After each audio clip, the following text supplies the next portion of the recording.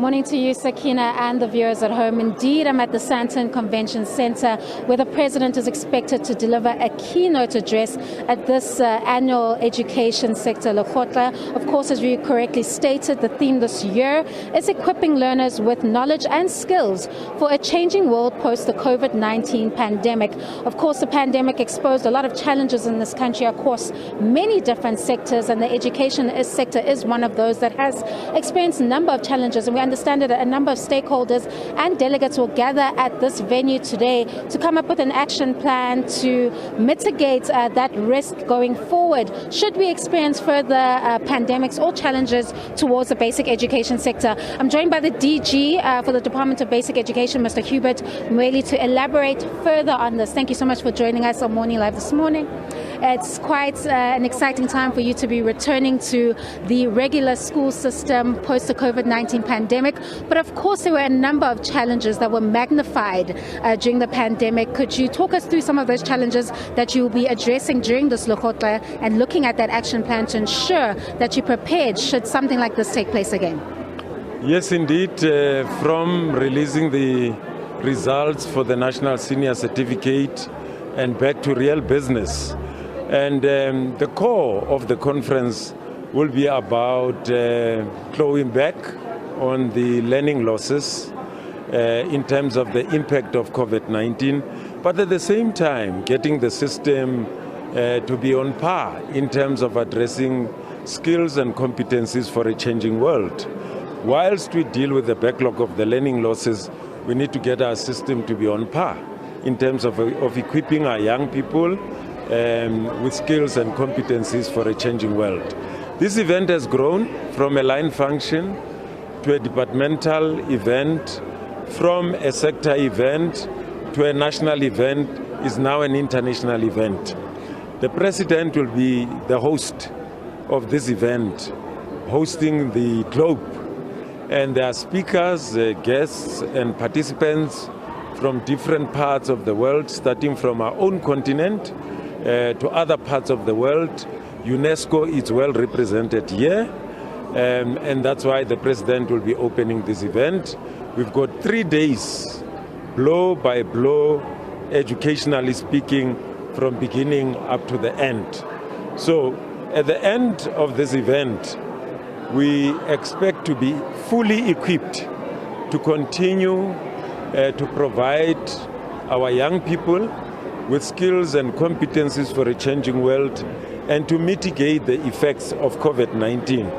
And I can say as a country, we've done exceptionally well for the last 3 years, 2020, 2021, and 2022 last year. We've just been amazing. We've performed beyond our wildest imagination, which indicates that there is potential in our country to run a system that would be rated among the best in the world. Well, some may differ with that view, Mr. Mweli. Due to the COVID-19 pandemic, we saw the difference in resources afforded to different schools within the public schooling system here in the country. We saw that some schools were better resourced, such as your former Model Cs, and then, of course, other schools were suffering greatly when they had to go into that learning program at home instead of being in the classroom. How are you going to address that inequality within public schooling itself to ensure that if a learner is living in the township or if a learner is living in the suburbs, they are afforded the same quality education at the end of the day?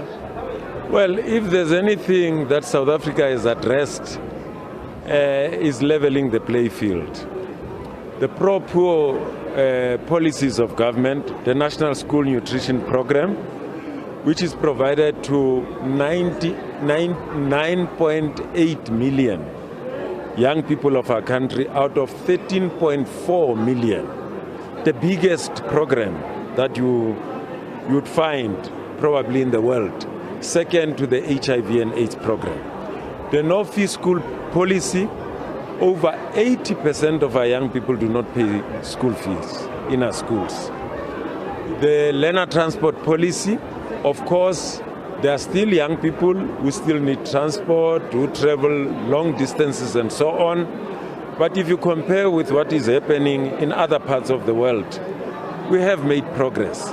And we still need to do more to make sure that we reach out even to those that are not part of this scheme of providing free transport to young people of our country. So the pro-poor policies of government have gone a long way in bringing about equity in the education space. It's not 100% as yet, but when other countries compare what is happening with what is happening in South Africa with what is happening in other countries. This morning we had a meeting with a representative of UNESCO. He was only showering South Africa with praises in terms of the progress that we have made, our teacher development programs, because our quality of education is predicated also on the quality of our teachers. The teachers that you get into the system now, in the main, the subject content knowledge has now become the focus, because skills and competencies for a changing world, if you don't address the issue of the subject content knowledge, then you won't be able to get our young people to be where they should be.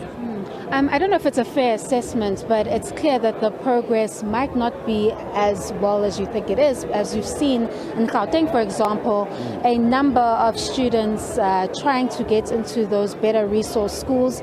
You're struggling to place learners into the different schools, many children coming from different areas wanting to be in those better resource schools. How do you mitigate that challenge?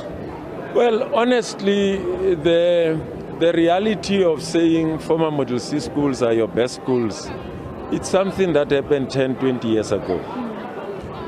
The schools that are giving us more bachelors and more distinctions are no longer former Model C schools. They are schools that used to be called dysfunctional schools.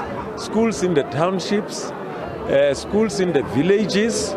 We've even addressed the issue of providing infrastructure, although not enough. I mean, 4 days out of 5 days a week, I'm out to the villages to make sure that the requisite infrastructure is provided as part of the basic requirement for quality education to be provided. Whilst I agree that the inequalities are still there, the gap has been narrowed. I mean, the World Economic Forum, although it uses perception index, it used to rate South Africa very low.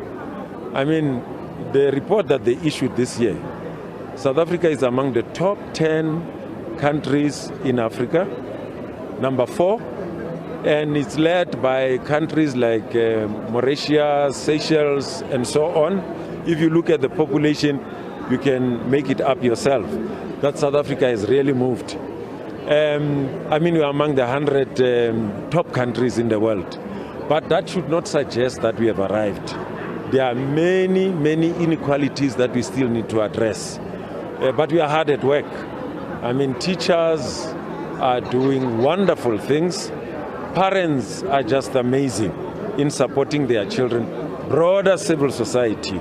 The fact that the general public holds us accountable, the media raises issues with us, keeps us on our toes. And lastly, there's been a number of criticism regarding the pass rates, with many bringing up the dropout rates within public education. What is the department's response to that? Well, the criticism is unfounded. I mean, the chair of Umalusi, during our meeting with the portfolio committee, said there's an engineering faculty of a high-ranking university in the world. Their pass rate is 40%. Our qualification, the National Senior Certificate, it's a multi-dimensional qualification. Prepares young people for university. It prepares young people for other sectors of persuasion of studies. It even equips citizens who would not intend to further their education. That's why it's got 4 quadrants. The first quadrant is to go to university. The second one, you could still go to university and do diploma. The third one, you could still go to university and get a higher certificate. The fourth one, it's when you just want to meet the requirements of the National Senior Certificate. In South Africa, whatever you want to do, the first thing that they would ask you is, do you have a matric certificate? So that's what our qualification is offering. All right, thank you so much. That was the DG of the Department of Basic Education, Mr. Mweli, just talking us through the program over the next few days as they host this Basic Education Lekgotla. Of course, he's acknowledged that there are still challenges, but they are making progress. President Ramaphosa is expected to give his keynote address at 9 a.m. Over to you in studio.